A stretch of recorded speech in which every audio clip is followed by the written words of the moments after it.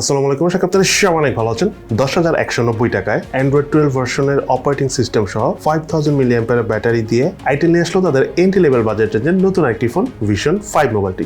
আজকে এই মোবাইলটি আমরা ব্যবহার করে ডে টু ডে পারফরমেন্স আমরা কেমন পেয়েছি তার সম্পূর্ণ এক্সপিরিয়েন্স আপনাদের সাথে শেয়ার করব এবং তার পাশাপাশি এই মোবাইলটি কাদের জন্য কেনা উচিত হবে সেই বিষয় নিয়েও ইন ডিটেইলসে কথা বলবো। সো চলুন তাহলে দেরি না করে শুরু করা যাক।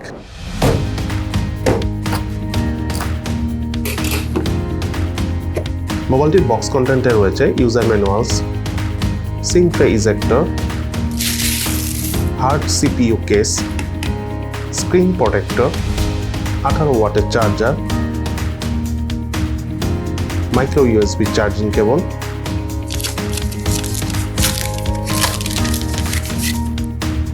এবং আইটেলের ভিশন 5 মোবাইলটি।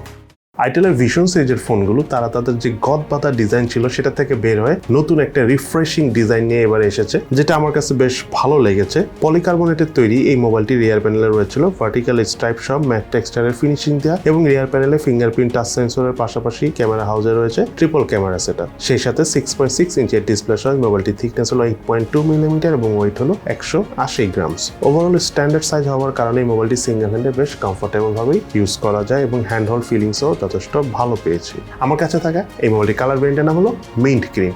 এই মোবাইলটির আরও দুটো কালার ভেরিয়েন্ট রয়েছে। বাটন এবং পোর্টসের কথা বলতে গেলে রাইট সাইডে রয়েছে ভলিউম রকার এবং পাওয়ার বাটন, লেফট সাইডে রয়েছে সিম কার্ডে, যাতে দুটি সিম কার্ডের পাশাপাশি রয়েছে ডেডিকেটেড ভাবে মেমোরি কার্ড ইউজ করার সুবিধা। মোবাইলটির উপর অংশে কিছু নেই, মোবাইলের নিচের অংশে রয়েছে main speaker, primary mic, micro USB charging port এবং 3.5mm হেডফোন জ্যাকের পোর্ট। সিকিউরিটি সেন্সরসের কথা বলতে গেলে মোবাইলটির রিয়ার প্যানেলে থাকে ফিঙ্গারপ্রিন্ট স্ক্যানারের পজিশন আমার কাছে ঠিকঠাকই লেগেছে এবং সেই সাথে ফিঙ্গারপ্রিন্ট স্ক্যানারটি টাচ করার সাথে সাথে আনলক করে ফেলছিল, তবে কিছুটা অ্যানিমেশন ডিলের দেখা পেয়েছি আমরা এই মোবাইলটির ফিঙ্গারপ্রিন্ট স্ক্যানার থেকে। তবে মোবাইলে থাকা ফেস আনলক সিস্টেমটি যথেষ্ট ফাস্ট এবং স্মুথ কাজ করে। এছাড়াও মোবাইলটিতে ইম্পর্টেন্ট প্রায় সব ধরনের সেন্সরসও রয়েছে। এই মোবাইলটির স্পিকার পারফরমেন্সের কথা বলতে গেলে সাউন্ডের লাউডনেস যথেষ্ট ডিসেন্ট ছিল, পেস ক্রিসপিনেস আমি মনে করি ঠিকঠাক আছে, তবে 100% ভলিউমে কিছুটা আমরা সাউন্ড থেকে এই মোবাইলের স্পিকারের সাউন্ড থেকে কিছুটা ডিস্টরশন পেয়েছি, তবে সেটা আবার যদি আমরা এই প্রাইস হিসাবে থিঙ্ক করি তাহলে ঠিকঠাকই আছে। মোবাইলটিতে অপারেটিং সিস্টেম হিসেবে রয়েছে অ্যান্ড্রয়েড 12 ভার্সন, ইউআই হিসেবে রয়েছে আইটেলের OS 8.6 ভার্সনটি। তার পাশাপাশি মোবাইলটিতে up to 3GB virtual RAM রয়েছে। মাল্টিটাস্কিং এর কথা বলতে গেলে ওভারঅল মাল্টিটাস্কিং পারফরমেন্স আমার কাছে যথেষ্ট ভালো লেগেছে। 4GB র্যাম হওয়ার কারণে আমরা একটা এক্সট্রা স্মুথনেস পেয়েছি। বাট আপনাদের উদ্দেশ্যে আমি একটা কথা সবসময় বলি, সেটা হলো এন্ট্রি লেভেল বাজেট রেঞ্জে যেই ফোনই আপনারা ইউজ করেন না কেন, ফোনে যে অ্যাপসটি ইউজ করবেন সাথে সাথে সেটা বন্ধ করে রাখবেন, ব্যাকগ্রাউন্ডে কিন্তু জমিয়ে রাখবেন না। এতে দেখা যাবে যে যখন র্যাম ফুল ইউজ হয়ে যাবে তখন ফোনটা আপনার স্লো কাজ করবে। সো যদি আপনি অ্যাপসগুলো ব্যাকগ্রাউন্ডে না রাখেন খুব ইজিলি মাল্টিটাস্কিং করতে পারবেন এই ফোনটাতে, আপনাদের ওভারঅল ভালোই লাগবে।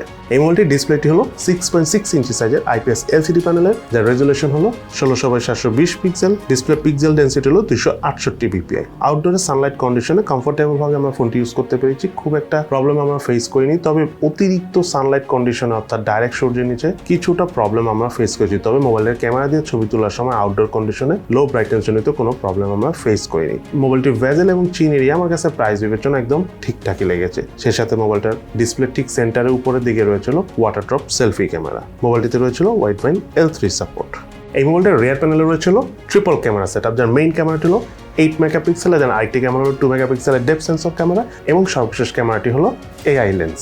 মেইন ক্যামেরাগুলো দিয়ে ছবি তোলার সময় অবজেক্ট মোটামুটি ভালোভাবে ফোকাস করা যাচ্ছিল, ছবির ডিটেলস প্রাইস বিবেচনা ফোন হিসেবে মোটামুটি ধরে রাখতে পারছিল। তবে ওভারঅল আউটডোরে সানলাইট কন্ডিশনে বেশ ভালোই ছবি উঠে, ইভেন পোর্ট্রেট মোডে বেশ ভালো ডাইনামিক রেঞ্জ ধরে রাখতে পারছিল যখন আমরা সানলাইট কন্ডিশনে ছবি তুলেছি। তার পাশাপাশি এস ডিটেকশনও 8 মেগাপিক্সেলের ক্যামেরা হিসাবে ঠিকঠাকই ছিল। সেই সাথে ইনডোরে ছবি তুলতে যে ছবির ডিটেলসের ঘাটতি থাকলেও ওভারঅল ভালোই কালার ধরে রাখতে পারছিল। মোবাইলটিতে হাইস্ট 1080p 30 ফ্রেম পার সেকেন্ডে ভিডিও শুট করা যায়। এন্ট্রি লেভেল বাজেট রেঞ্জের ক্যামেরা হিসাবে মোবাইলটিতে ভিডিও শুট করতে যায় আমরা অ্যাজ ইউজুয়াল অন্যান্য ফোনের মতো হালকা পাতলা শেকি ফিলটা পেয়েছি, তবে প্রাইস হিসাবে সেটা ঠিকঠাকই আছে। সেই সাথে মোবাইলটিতে আমরা স্লো মোশনে ভিডিও শুট করার পাশাপাশি টাইম ল্যাপসের মাধ্যমে ভিডিও শুট করেছি মোবাইলের ভিডিও অপশন থেকে। এই মোবাইলটার ফ্রন্ট ফেসে রয়েছিল 5 মেগাপিক্সেলের সেলফি ক্যামেরা।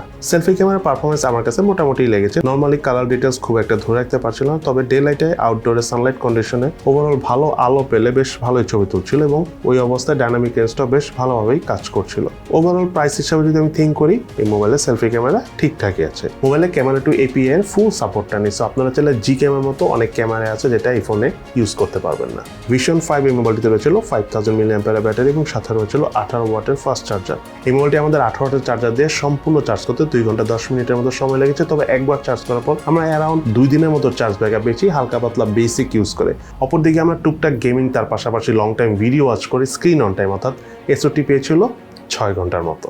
এই মোবাইলটিতে রয়েছিল ইউনিসকের SC9863A প্রসেসর, এটি একটি Octa-Core প্রসেসর এবং এই মোবাইলটিতে জিপি হিসাবে রয়েছিল IMG8322। বাংলাদেশ মার্কেটে এই মোবাইলটি দুটো ভেরিয়েন্ট এসেছে, একটা হলো 3GB RAM 32GB স্টোরেজ, একটা হলো 4GB RAM 64GB স্টোরেজ এবং দুটো ভেরিয়েন্টেরই র্যামের টাইপ হলো LPDDR4X এবং স্টোরেজ টাইপ হলো eMMC 5.1 এবং 3GB RAM 32GB স্টোরেজ ভেরিয়েন্টের প্রাইস হলো 10,190 টাকা এবং 4GB RAM 64GB স্টোরেজ ভেরিয়েন্টের এই মোবাইলটার প্রাইস হলো 11,490 টাকা। মোবাইলটির আন্তর্জাতিক স্কোর পেয়েছি আমরা 99,330, বেঞ্চমার্ক স্কোর পেয়েছি সিঙ্গেল করে 126, মাল্টি করে 476।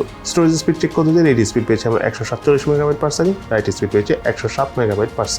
মোবাইলটির গেমিং পারফরমেন্সের কথা বলতে গেলে এই ফোনটাতে আমরা পাবজি গেমটা রান করেছি। এটা ট্রু যে পাবজি খেলার জন্য আদর্শ ফোন এটা অবশ্যই নয়, তবে আমরা একদম লো গ্রাফিক সেটিংয়ে হালকা পাতলা গেম প্লে করেছি, কিছুটা ল্যাগিংয়ের দেখা পেয়েছি। লং টাইম গেম প্লে করে পাবজি আসলে এই ফোনে মজা পাবেন না, তবে ফ্রি ফায়ার গেমসটা আমরা এই ফোনে খেলেছি, মোটামুটি ভালো পারফরমেন্সই পেয়েছি, ইভেন হিটিং রিলেটেডও কোনো প্রবলেম নাই।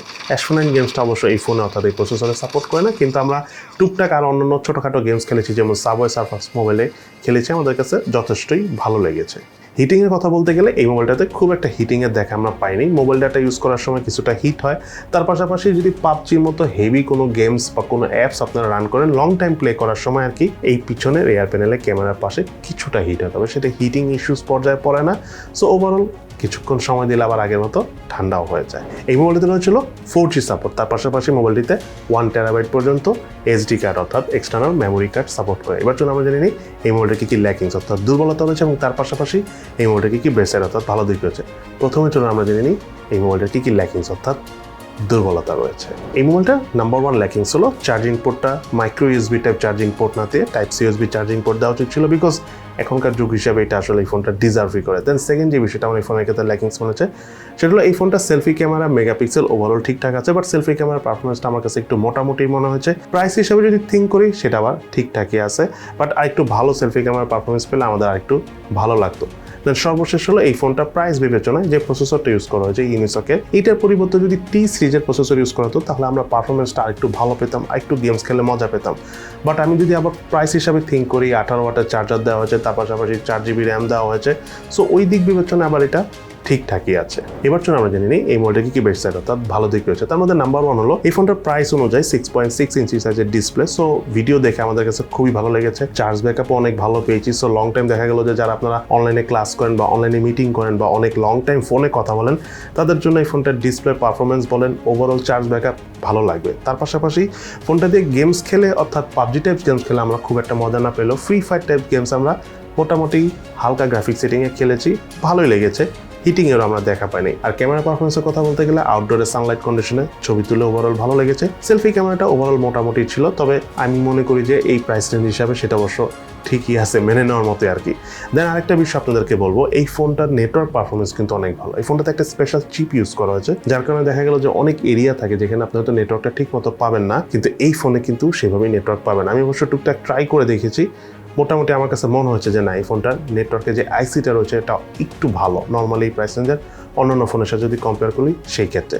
দেন একটা বিষয় আপনাদেরকে বলি, নর্মালি এই প্রাইস রেঞ্জের ফোনগুলোতে 10 ওয়াটের চার্জারই দিয়ে থাকে, কিন্তু এই ফোনটাতে 18 ওয়াটের চার্জার সাপোর্ট করে এবং 18 ওয়াটের চার্জারটাই কিন্তু বক্সে দেওয়া হয়েছে, যেটার জন্য আসলে আমি আইটেলকে থামস আপ জানাচ্ছি, কারণ 5000 mAh ব্যাটারি 18 ওয়াটের চার্জার দিলে একটু তাড়াতাড়ি চার্জ হয়, 10 ওয়াট বা 5 ওয়াট অনেক সময় লেগে যায়। দেন এই ফোনটার আরেকটা বেস্ট সাইড হলো অ্যান্ড্রয়েড 12 ভার্সনের পাশাপাশি আইটেলের 8.6 যে ওএসটা রয়েছে সেটা রয়েছে, তার পাশাপাশি কিন্তু 3GB ভার্চুয়াল র্যাম রয়েছে। সো ওভারঅল এই মোবাইলটা মাল্টিটাস্কিং করে আমাদের কাছে ভালো লেগেছে। তবে আমি আবারও একটা কথা বলে রাখতেছি, আপনারা এই ধরনের বাজেট রেঞ্জের ফোনগুলোতে ব্যাকগ্রাউন্ডে অনেকগুলো অ্যাপস রান করবেন না, যখন যেটা ইউজ করবেন ইউজ করার পর বন্ধ করে দেবেন, তাহলে অনেক দিন পর্যন্ত খুবই স্মুথ পারফরমেন্স পাবেন এই ফোন থেকে। দেন হলো ফাইনাল ভার্ডিক্ট অর্থাৎ সব কথা শেষ কথা, এই ফোনটা কাদের জন্য কেনা উচিত হবে? যারা মেইনলি গেমস খুব একটা খেলেন না এবং তার পাশাপাশি ওই লেভেলের ফটোগ্রাফি বা ভিডিওগ্রাফি করেন না, কিন্তু লং টাইম ফোনে কথা বলেন এবং লং টাইম ভিডিও দেখেন, এবং তার পাশাপাশি আপনার বাসা হয়তো বা কেউ আছে বা আপনিও হয়তো বা এমন হতে পারে যে অনলাইনে ক্লাস করেন অথবা অনলাইনে মিটিং করে থাকেন, তাদের জন্য এন্ট্রি লেভেল বাজেট বিবেচনায় এই ফোনটা আমার কাছে ওভারঅল একটা আদর্শ চয়েস বলেই মনে হয়েছে। সো আজকে তাহলে এই পর্যন্তই। ভিশন 5 এই ফোনটি ইউজ করতে যে ওভারঅল যে এক্সপিরিয়েন্সটা ছিল সেটা আপনাদের সাথে আমরা শেয়ার করলাম। এখন আপনারাই বলবেন এই ফোনটি আপনাদের কাছে কেমন লেগেছে এবং প্রাইস বিবেচনায় ঠিকঠাক আছে কিনা। এই দুটো প্রশ্নের উত্তরই ভিডিও নিচে কমেন্টস করে জানাবেন। সো সবাই ভালো থাকেন, সুস্থ থাকেন, ইনশাআল্লাহ দেখা হবে ফিউচারে।